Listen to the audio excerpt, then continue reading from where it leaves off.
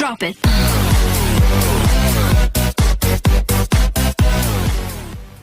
Assalamualaikum warahmatullahi wabarakatuh. Bismillahirrahmanirrahim. Alhamdulillahi rabbil alamin. Wal aqibatu lil muttaqin. Wassalatu wassalamu ala asyrafil anbiya'i wal mursalin. Sayyidina wa maulana wa syafi'ina wa qurrati a'yunina Muhammadin sallallahu alaihi wasallam wa ala alihi wa ashabihi ajma'in. Amma ba'du. Kepada teman-teman semua, saudara-saudara semua, sebangsa, setanah air, juga semanusia, khususnya masyarakat di sekitar Cepu, di mana di Kelajo ini ada pondok pesantren Kelajo. Sebenarnya nama ini lebih tepat kalau zaman dulu namanya pesantren Kalong atau santri Kalong, di mana orang datang ke lokasi ini dan mengaji sesuai dengan jadwal. Kemudian selesai itu bisa pulang ke rumah masing-masing untuk ya berpendidikan, membantu orang tua, juga bermasyarakat. Nah, di situ nanti kalau ada jadwal di Pondok Pesantren Kelajo Cepu ini bisa diikuti dengan seksama. Tentu ini bagian dari upaya program yang harus kita miliki untuk ke depan bangsa dan negara ini, di mana pondok pesantren adalah pendidikan asli Nusantara menurut penelitian Dr. Nurul Khalis Majid. Dan tentu ini akan kita aplikasikan di mana ada 30.000 pondok pesantren di seluruh Indonesia, dengan santri di sana ada 18 juta menurut penelitian yang ada. Dan pesantren Kelajo ini sebuah model di mana ada kiai di tempat tersebut dan ada santrinya kampung tersebut, dan ini nanti disebut pesantren Kelajo. Dan pesantren ini akan saya dirikan di mana-mana agar ini sebuah upaya memesantrenkan masyarakat dan memasyarakatkan pesantren. Ini sebuah studi komparatif, sebuah studi lapangan. Kalau memang ini nanti bisa berhasil, maka di tengah situasi pandemi yang seperti ini, kampung kita tetap makmur, kampung kita tetap syiar, baik itu di musola atau langgar dan di masjid-masjid. Dan tentu ini kiai menebar di mana-mana. Ada berapa musola dan masjid di seluruh Indonesia? Saya baca menurut penelitian ada 2 juta. Sebagaimana orang hafidh di seluruh Indonesia juga ada 2 juta orang.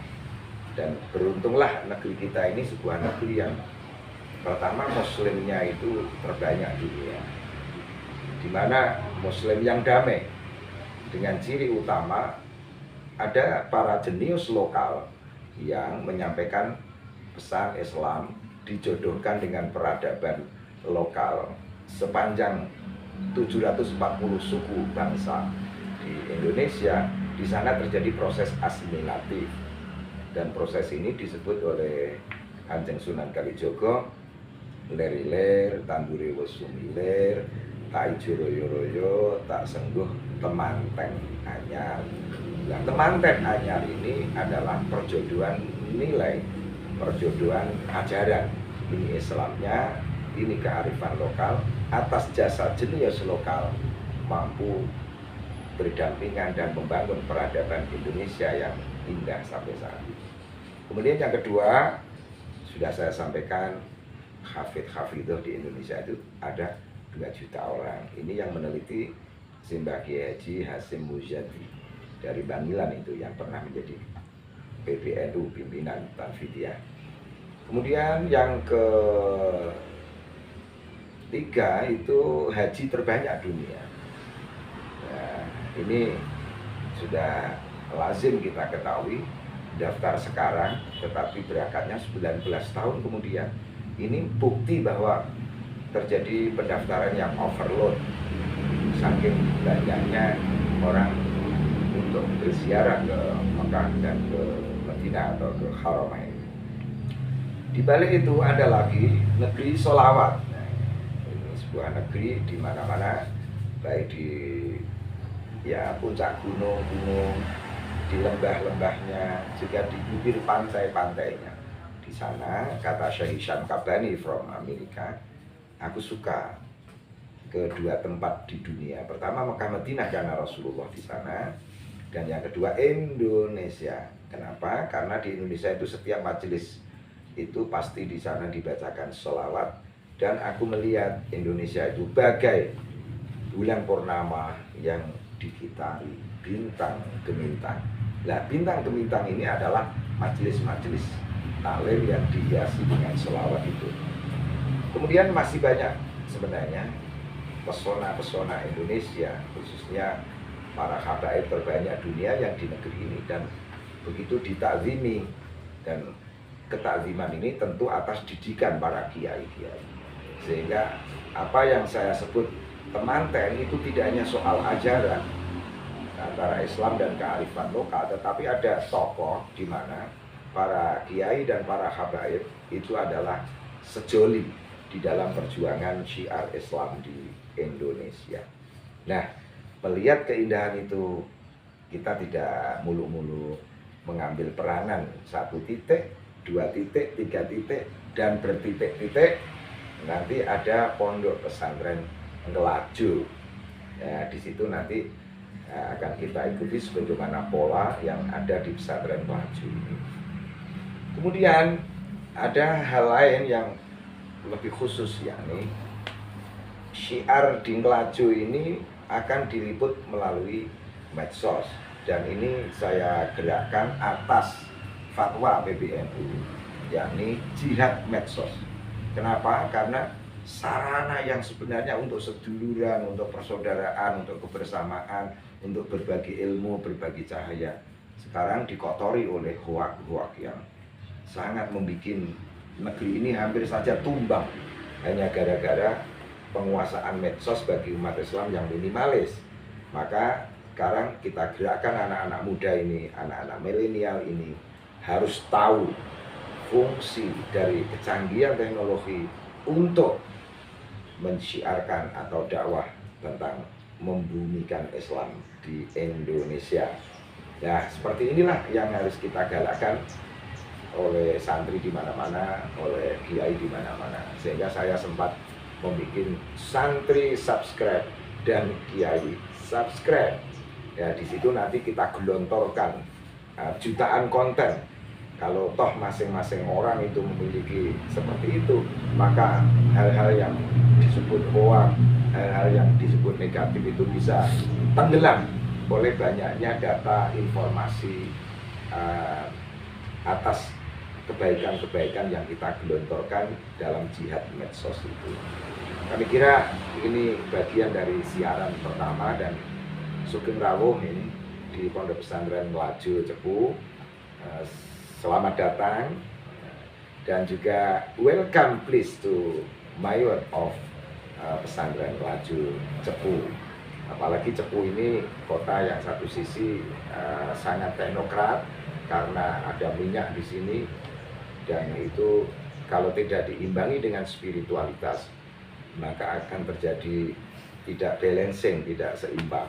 Maka kehadiran pesantren yang ada di Cepu tentu akan kita apresiasi, dan juga kehadiran pesantren Ngelaju ini akan sambung, silaturahmi, anjang sana ke beragam kegiatan masyarakat. Khususnya ini, karena ini semacam teologi, kalau disebut akidahnya itu ahli sunnah wal jamaah, maka tentu segala banom-banom NU ya, itu akan direkrut melalui siaran-siaran di pesantren Laju ini, baik itu Ansor, Banser, Pagar Nusa, juga Plus Bumi, juga pengurus-pengurus MWC, Lantai ataupun cabang, bisa nanti kita angkat ke YouTube pesantren Laju ini. Dan sekun menikmati ini, selamat menikmati suguhan dari berbagai konten yang ada di pesantren Laju Cepu.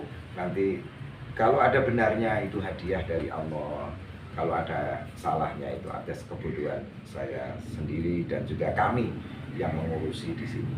Nah, ini ada kru yang bekerja keras, yakni kru medsos. Juga nanti ada kiai-kiai muda yang harus tampil, juga ada sesepuh yang harus kita sapa untuk siaran di YouTube pesantren Laju. Silahkan ini di like, comment, share, dan subscribe ke YouTube pesantren Laju. Dan kita lihat ini mozaik peradaban Nusantara yang indah dan hadiluhum, sebagaimana upaya kecil yang kami usahakan di pesantren Laju. Terima kasih, dan saya mohon semangat semuanya di tengah pandemi terus bergerak secara gerilya. Kemudian ajib ini pondok pesantren yang ada di Indonesia 30.000 dan 18 juta santri di sana.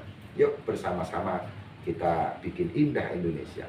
Kemudian Allahumma sugih ini, saya mendoakan para pemirsa ini sugih ilmu, sugih sedulur, sugih waras, sugih ya ide, sugih pemikiran dan lain sebagainya. Dan yang terakhir, I love you full. Nah, dan kepada khususnya seluruh tali sufi Nusantara bisa diikuti untuk kajian-kajian yang dibutuhkan. Sekian, dan wallahul muwaffiq ila aqwamit thoriq. Wassalamualaikum warahmatullahi wabarakatuh.